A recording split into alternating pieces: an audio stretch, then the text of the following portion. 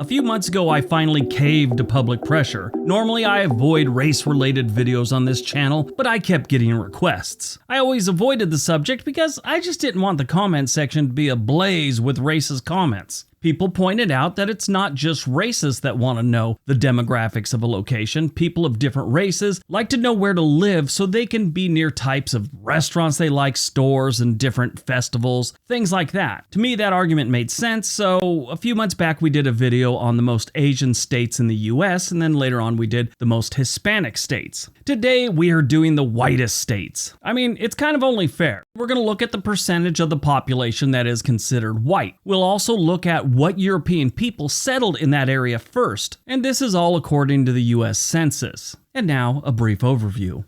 Around 1565, the Spanish showed up in St. Augustine, Florida. Then, of course, the Mayflower showed up on November 11th, 1620. Now, there's a whole bunch of other stories with explorers and Russians in Alaska and all that other good stuff, but the two main things in the history book of North American colonization is the Mayflower and then the Spanish down in St. Augustine. Whatever the case may be or the story may be, white people took over, and what is now the United States has been predominantly white ever since. Today, we're going to look at 10 states whose percentages haven't changed much since the 1700s. Got it? Get it? Good. Let's take a look.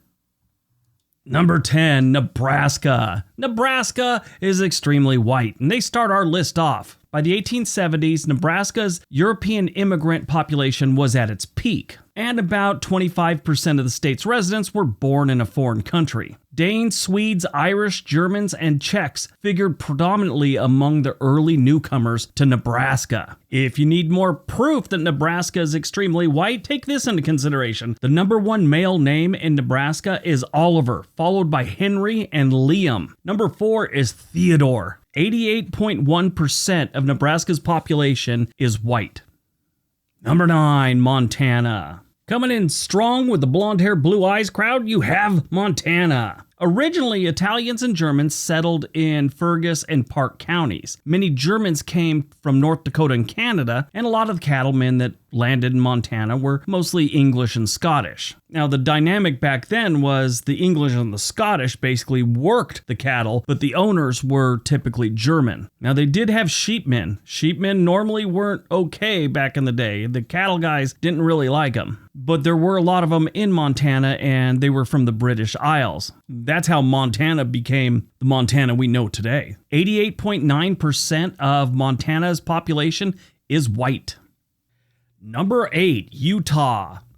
If you didn't know Utah was mostly white, you've never been in a Mormon temple. Mormons make up about 70% of the Utah population, and they have a history of being so white they think Malcolm X is a member of the X-Men. In the early days, Spanish explorers and French Canadian, British, and Canadian fur traders had briefly stomped around Utah before 1847. But it was that year that the Mormon immigrants from Britain, Canada, Denmark, and Norway were part of the Mormon exodus from Illinois and became the first non-Native Americans to settle in the future Beehive State. 90.6% of Utah's population is considered white.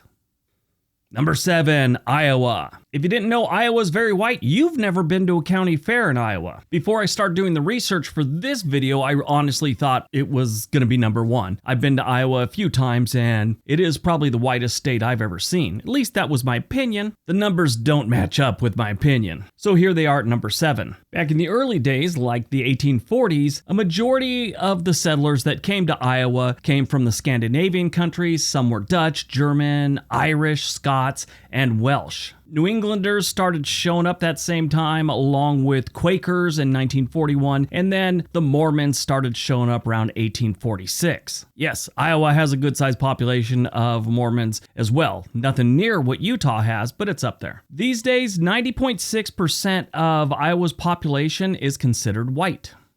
Number 6, Wyoming. There were 6 groups that made up the early immigrant settlers of Wyoming. The British, the Germans, Italians, Basque, and the Greeks showed up here. In 1870, immigrants from the British Isles represented about 1/5 of Wyoming's territorial population and over 1/2 the foreign-born population. So the Brits came in strong. In the last few decades, Wyoming's become very popular with just about everyone. But these days, 92.5% of their population are identified as white. Number 5, Idaho. Idaho has quite the reputation for being very white. It has always been that way. In the late 19th and early 20th century, a large majority of the settlers were English, many before statehood. This seemed like a really great place to them because there wasn't much government. Back in those days, most of the English from jolly old England were being taxed to death, and a place with next to no government seemed like a great place to live. 93% of Idaho's population is identified as white.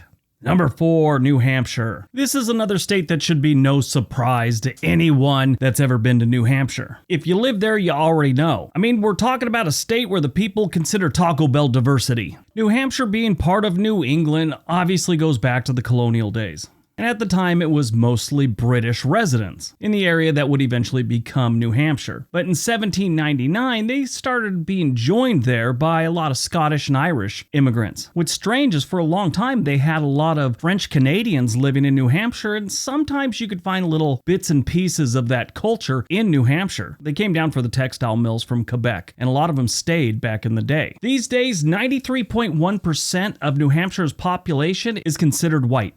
Number 3, West Virginia. West Virginia is kind of strange. I thought they would be a little bit higher as in the percentage because unlike most cities in the United States, West Virginia cities really don't have a lot of diversity. And if you look outside the cities and some of the rural areas, the mountains and the hollers especially, there is like zero diversity. So I'm actually a little surprised they're number 3 on this list. The settlement of present-day West Virginia began in the mid-1700s when Scottish, Irish, and German settlers from Pennsylvania came to the area that is now Berkeley and Greenbrier counties. The Scottish and Irish cultures really soaked into the West Virginia land. A lot of the folk music in this part of the country is heavy with Scottish and Irish folk influence. These days, 93.5% of West Virginia's population is identified as white. Number 2, Vermont. Remember everything I said about New Hampshire? Well, it's the same in Vermont. It always seems to be that way. I mean, they're right next to each other and they always seem to show up really close on lists. If you look at their crime stats, you look at their school grades, their economies, they're always right next to each other on whatever stat we're looking at. Like New Hampshire, the place was settled with the English, the Irish, and the Scottish eventually, and they also had a fair share of people coming down from Quebec, the French Canadians. These days, 94.2% of Vermont's population is identified as white. All right, before we get to number 1, don't forget we have another channel called On This Day. There's a link down below. There's also a link for Home and Money, which if you're moving to another state, another city, they're a great website to help you get in touch with a realtor in that area you're moving to. All right, on to number 1.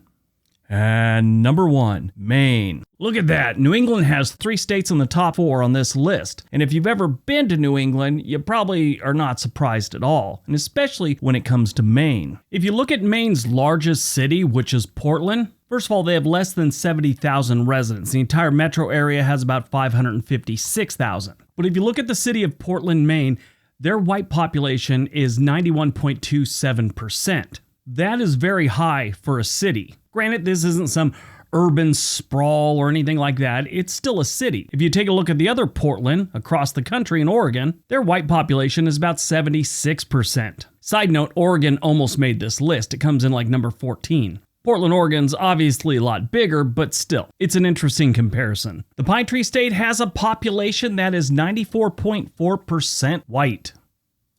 All right, that's today's video. Hope you guys enjoyed it. Hope you got some information out of it. If we do another one of these, what race, culture, religion should we do it about? All right, everyone, have a great day. Be nice to each other.